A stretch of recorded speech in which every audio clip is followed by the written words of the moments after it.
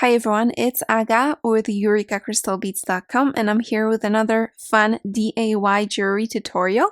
Before I get started, just a quick reminder to check out the rest of our channel, and if you like what you see, hit that subscribe button and the notification bell so you always know when we're posting new content.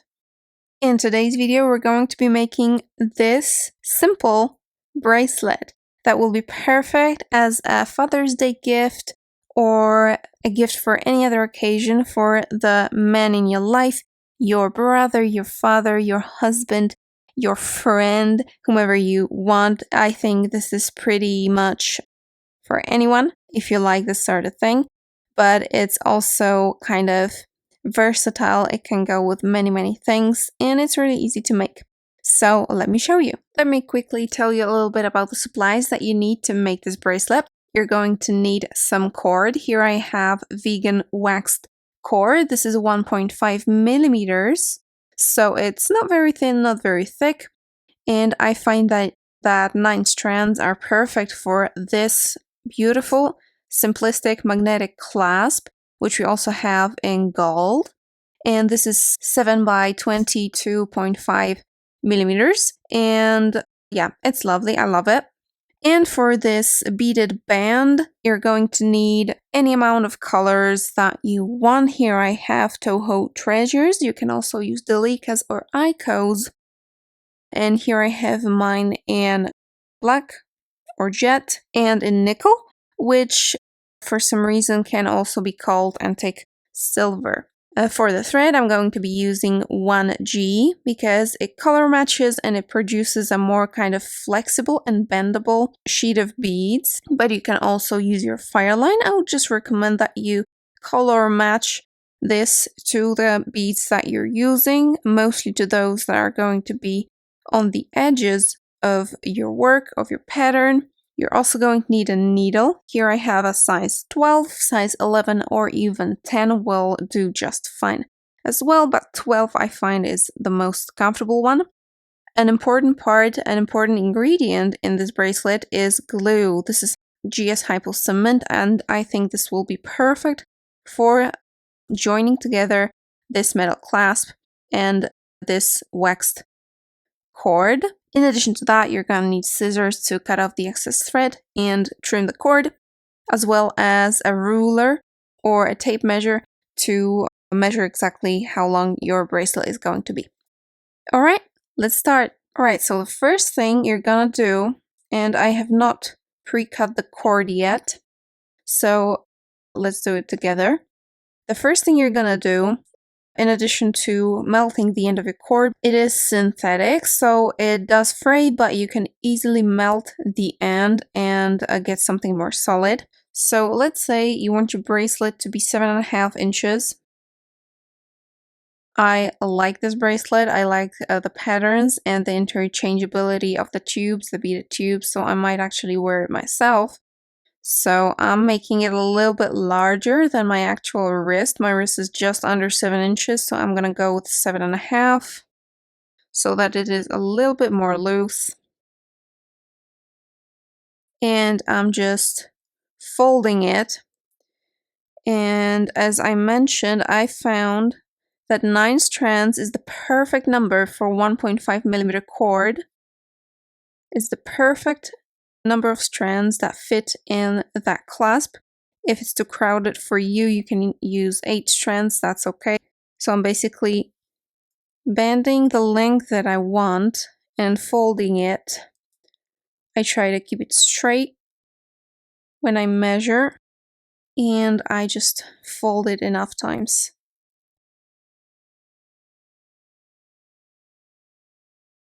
Alright, so that's 9 times the length that I want.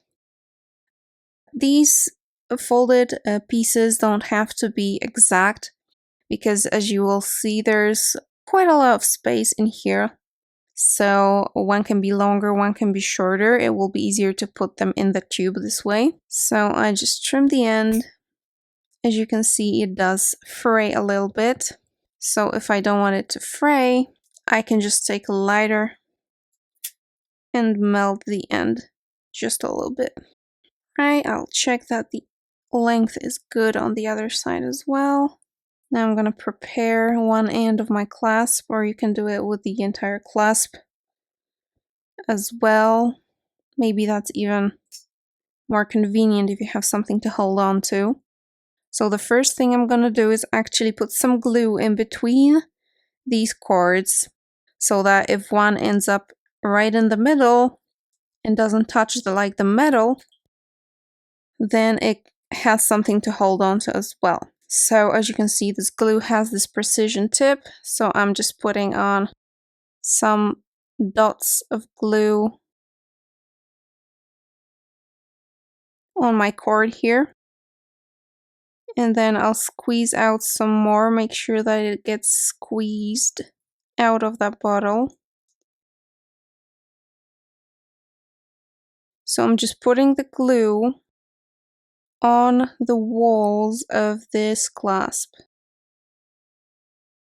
And some more on these ends here.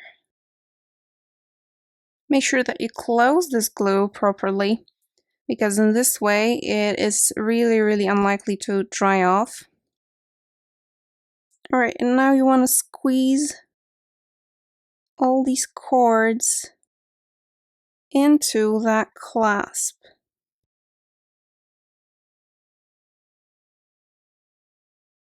Now if some glue gets out, you can easily scrape it off while it's still wet. Alright, all my cord is in. And now to the other end. Remember not to pull on it, not to pull it out of that clasp. And I am actually going to start with a clasp this time. I'll put some glue inside it.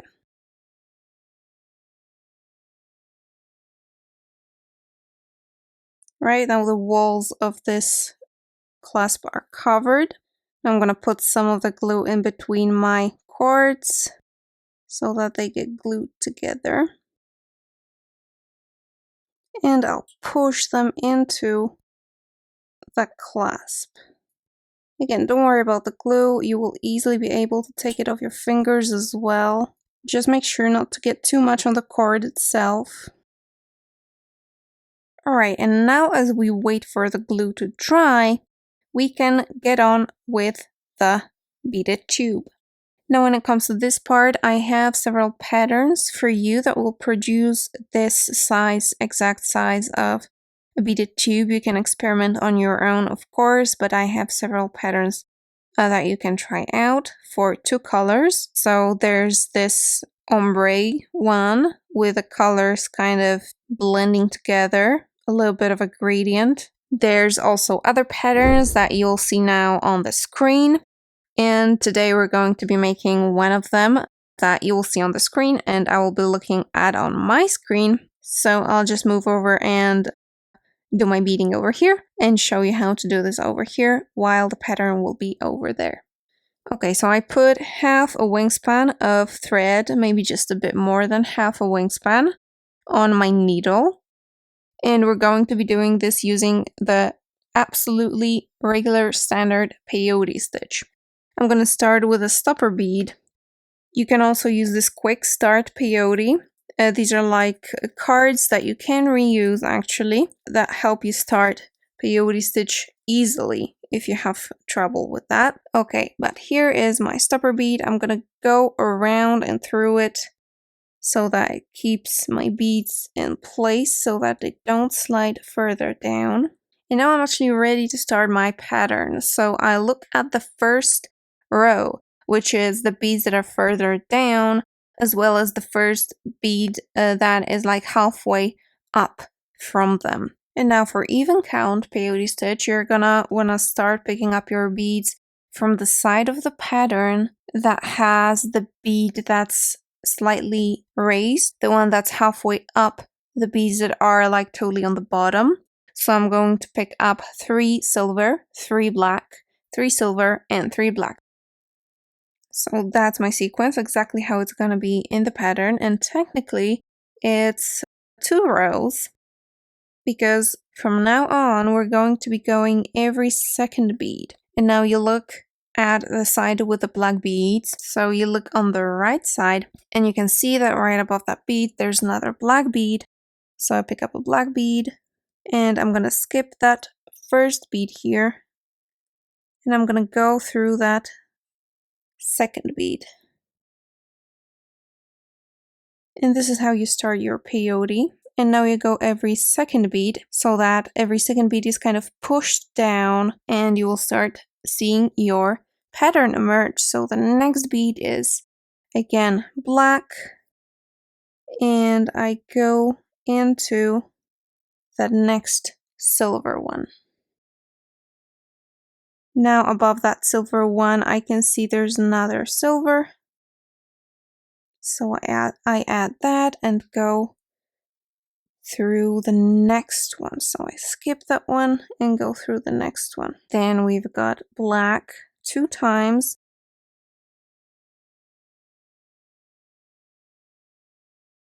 And the last one in this row is silver. And it's the last one because this is a stopper bead. And we're skipping this silver bead here and going through that last one in this row over here. There, and that's basically the first 3 rows of our peyote stitch, because the first row is like on the very bottom. Then we have these beads that are every second one in the middle, and then the top row that we just added. So it's basically 3 rows. Now, to keep up with your pattern, I do recommend that you print it out and develop a sort of marking system where you either put a needle through the paper to mark where you are with patterns that repeat themselves like this one. At some point you may just, instinctively know what goes where, because we're going to have those tiny diamonds, those tiny silver diamonds here. A pro tip: if you have an extra needle, you can use it to make work easier for yourself in those first few rows, because at this point I can just put this extra needle through all the beads in my first row. So that will be this bead and these next beads here, so that now you have something to hold on to when there's not much beads yet on in your work, and then you can just take it off.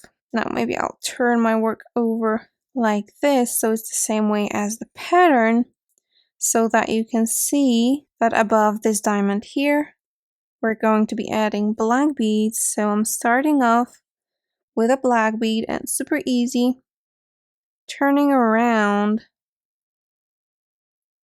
and going through that silver bead over here. Another black one, and through the next bead. At this point it's just super easy because you know exactly where you should pass through, like these beads that are slightly elevated. So you just need to follow your pattern to know what color of beads to add next. Now I have silver, black,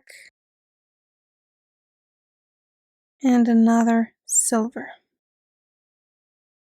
And you just continue along your pattern until you've reached 15 seed beads on each side. The patterns that I'm going to share in the description to this video are exactly 15 beads, and they're seamless, so like the bottom lines up with the top, so they're kind of exact, but you can think of your own patterns. We have grid paper that you can print out and color in, so you can use that as well. I'm just gonna continue with this pattern and come back where I'm finished and it's time to zip it up. Alright, my pattern is now complete and I can zip it up. The fun thing about this size that I propose here is that it just barely fits over the clasp, and you can leave it there or you can push it through on to the cord. So there's 2 ways you can wear it. You can wear it like this, or you can wear it like that. So you can zip this tube separately and then put it on your bracelet, or if you prefer it that way, you can put it on your bracelet right away and zip it up over here. I'm going to show it to you in here. So I'm coming out of this left side of my work, and I'm just lining up the two ends of the peyote stitch sheet, and I'm connecting this last bead to this first bead in the first row. And I'm going to basically go through the beads that are poking out, that are slightly higher up. So now I'm going to go through this one, and then this one on the other side, and so on.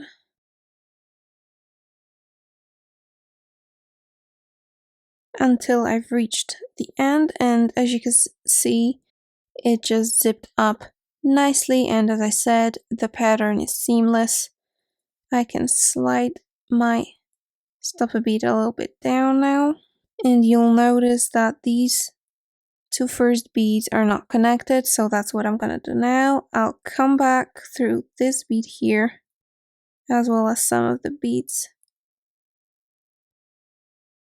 in a diagonal line from it. And normally I will just go with my thread through some beads in different directions, but in this case, because this tube is going to be under some pressure, as it's going to be sliding over that clasp especially, I find a thread, hook my needle under it, make a loop and go over that loop to make a tiny knot, and only then hide my tail and the beads. Now I can cut off the other end from the bobbin. I'll take off my stopper bead now, and I can do the same with this end of the thread.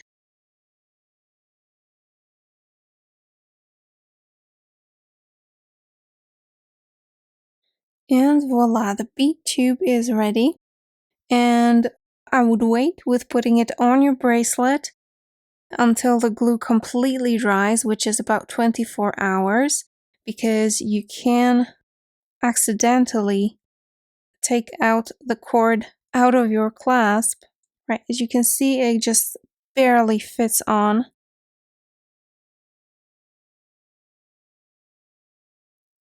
And it's ready. It's super easy. It does take some time with a peyote loop, but of course you can just not add it at all. This is a very versatile idea that you can personalize and customize. It's super simple, and I think really, really nice.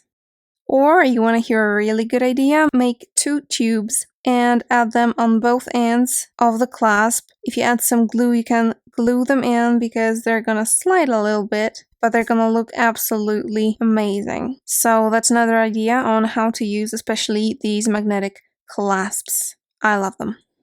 Alright guys, that's it for this video. I hope you liked it. All of the materials that I've shown here today can be found at eurekacrystalbeads.com, of course. Thanks so much for watching, and see you in the next one. Bye!